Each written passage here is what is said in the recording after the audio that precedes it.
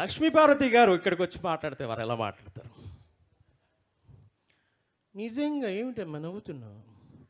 నిజంగా ఈరోజు జగన్ గారి నవ్వు చూడండి, ఎంత చక్కగా నవ్వుతున్నాడు బాబు. ఇద్దరు కూడా, మేడం గారు ఇద్దరు ఎంత బాగున్నారు, ఎంత చక్కగా.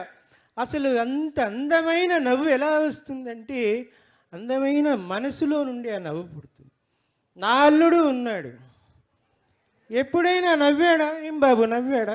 ఏమ్మా నవ్వాడా? ఎప్పుడైనా నవ్వాడా? ఇదిగో వస్తున్నాడు బాబు, మాటల్లోనే వస్తున్నాడు.